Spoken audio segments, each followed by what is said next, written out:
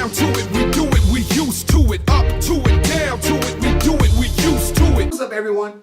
It's Jamal, the man of the hour, too sweet to be sour, the man with the power. I'm here today to talk with you a little bit more and give you some insight and maybe some tips that will help you out, things that I've learned throughout my years in working with young people, primarily those through from middle school to high school and even early years in college. So I wanted to come to you today and talk to you a little bit about consequences. Right, there's been some things that I've shared in previous videos about scheduling, talked about parenting, and there's even one video where I get really upset and irate about people not holding young people accountable for their actions. But one of the things I want to talk to you today is because I ran into a parent the other day who was talking to me and asking, hey Jamal, having a problem with my kid.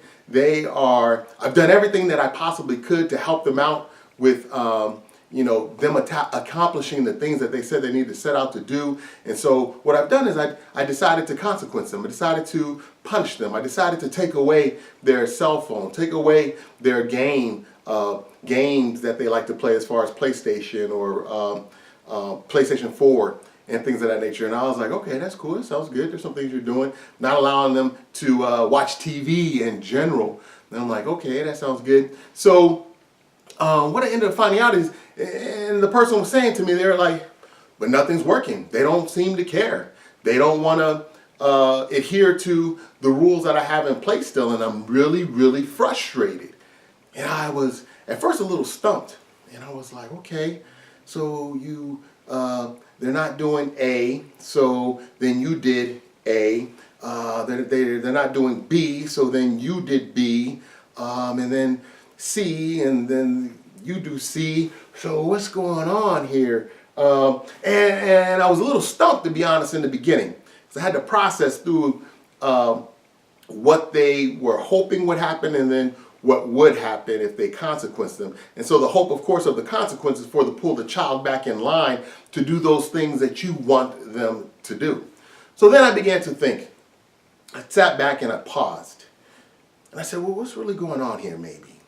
So then I responded and I said, a lot of times with young people in middle school and junior high and high school, they come to a point where they are disliking and don't trust authority. During our high school years or teenage years, I should say, from 13 on up, I mean, we sometimes have that rebellious spirit within us, right? We want to rebel against people, against society, against the machine, right? And so when we as parents end up trying to enforce upon them something that we think will help pull them in line, may not work. Sometimes it does, right? Because we as parents feel that we know our kids best. And if I give them this consequence of taking away their toys or not playing with their friends or being with their friends or going out or doing whatever it is you believe will have an impact, and sometimes it does, don't get me wrong. This isn't a situation where it's not working. What you might do is that, if it's not working because of the things that you've come up with for the youth, then you may need to do something different. Because ultimately, what are you trying to do?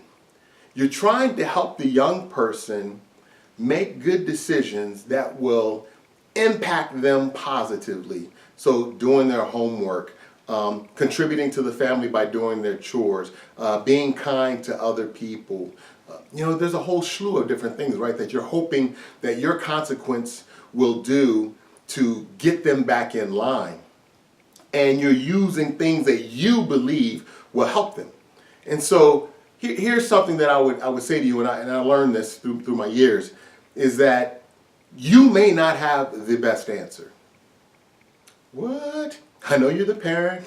I know you're intelligent. I know you're smart. I know you got it going on. I know you think you're hip and things of that nature, but you may not really know what's going to get your child motivated to get them back on track to do positive things that will benefit them in the long run. So then, if you don't know, then You could talk to a friend. You could ask somebody else and say, hey, so what do you do? And you could go and Google some ideas and then come up with those yourself and say, okay, well, we're going to try this time. Or, hey, let me call Jamal and ask him what he thinks. Then maybe he'll give me some good ideas. You can do all that. Not saying you shouldn't do that, but I got a better idea for you. You have an expert sitting in the room right there with you, living in your house, who knows themselves a lot of times better than anyone else. It's your child. It's your child. So your child may have the answer or the key to helping themselves get back online. So here's what I told this individual. I said, you know what? Maybe what you should do is sit down with your child and tell them that there are certain things that need to be done. And I need you to accomplish those things. And I want to know from you, what should be the consequence of you not doing A? What should be the consequence of you not doing B? And what should be your consequence for not doing C? See, now you're engaging the child and including them in on the consequence that needs to be dealt when they don't do what they need to do. So see, the other thing that you do is you tell them, and make sure you tell them this, is that having no consequence, right? Because that's what the youth is going to come up with. Hey, shoot, I don't want no consequences. I don't want to be punished. No, I don't want nothing to happen to me. You take that off the table right off the bat. You say, listen, I need you to do A, B, C. What's the consequences for those? Need to let you know you need to come up with A, B, and C consequence, because having no consequences is not an option here. So take that off the table right away. Boom. So we're done with that. So now they have to come up with consequences that they feel will help them be motivated to make sure that tasks A, B, and C are completed and done. Wow, crazy, right? But see, a lot of times why parents don't want to do this is because sometimes parents don't want to let go of control, right? A lot of times for us, when we're punishing our youth for a behavior or acts that they have committed, we want to make sure that they feel the impact or the wrath that we put down. But see, ultimately the goal here is for the child to accomplish task A, B, and C successfully. So sometimes we got to give up that notion or feeling that we want to have, that we feel we need to, like, I told him, that's right, shoot, he gonna get in line, because I told him that's the way it's gonna be. I'm the parent around here, and when I say jump, you say how high, and you got to get rid of all that sometimes. Don't get me wrong, you're still the parent, but the youth knows what's going to motivate them. Here's the other thing you got to be careful of. So let's say the youth says, in your mind, you're thinking task A is not complete, consequence A should be, shoot, that's like, 2 days, no TV, and no phone, and no computer. You ain't getting jack. That's what you're thinking in your mind, right? But then the child comes back with, okay, well, task A, if I don't do that, then maybe I should, just not have an hour of not having TV. And you're like, an hour of no TV? You got to be kidding me. No, you gonna have no TV for like 2 days, because that you got to be careful with that, right? Because it's what you want, and you tried everything that you wanted to do and it didn't motivate them.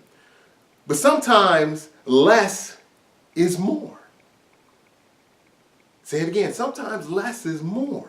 And for that individual, because that your child, because they chose this consequence, it may actually make them move.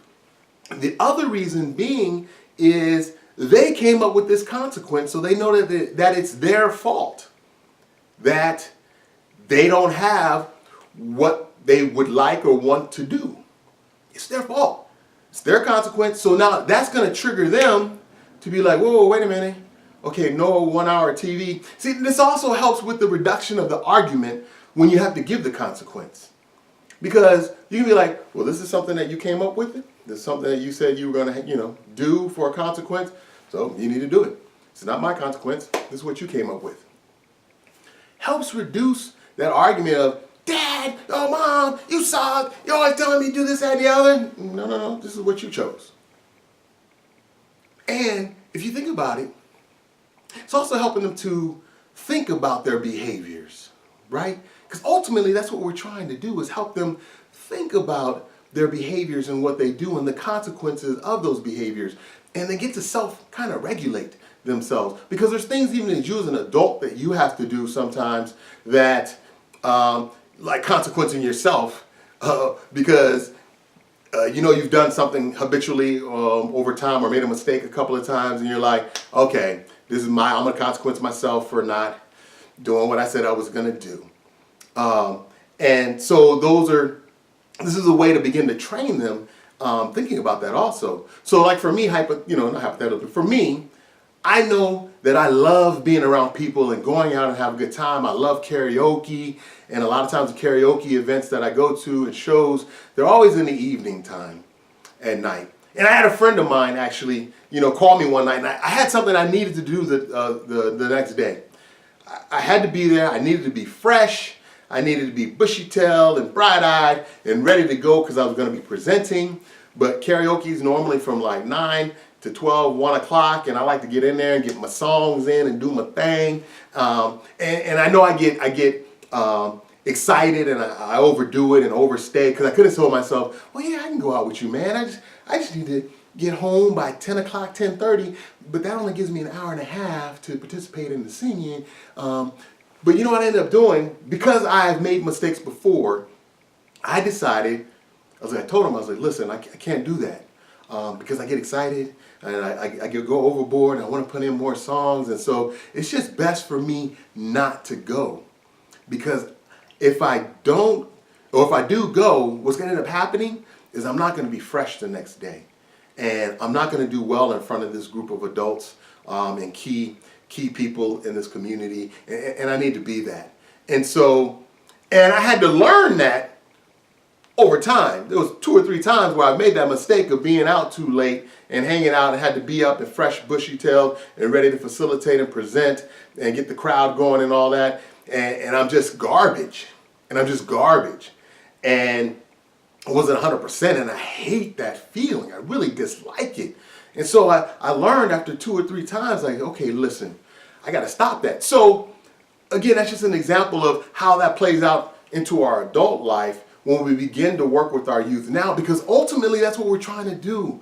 We're trying to prepare them for the world, right? When they're 18, 19 years old and they got to leave the house. You want to prepare them so they can make their own good decisions. And what better time now than to start when they're in middle school, junior high, and high school. So the thing that you want to do is ask the expert that's in the room. They know themselves better than we think sometimes we know them.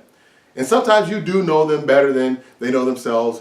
True, I know parents love to say that all the time. But don't discredit or forget that you have an intelligent young being in your house who is smart and can make good decisions and will come up with some good consequences for themselves. Because the flip of that is sometimes they may come up with consequences that are really crazy and out there, and you're like, whoa, I would have never came up with that one. And sometimes you got to go along with it because you're like, okay, if that's what you think's gonna help you get on track, then let's go with that. So that's the opposite of it too that could happen. So with that, in closing, just want to say, you have an expert in front of you. If something's not working the way that you think it should be working, it's okay to sit down and talk to your child about it and say, hey, how can we work through this? What do we need to do? What consequences need to be put in place for you to be successful? Because that's ultimately my job, to help you be the best that you can be and be successful. I thank you for your time, and I'll get at you.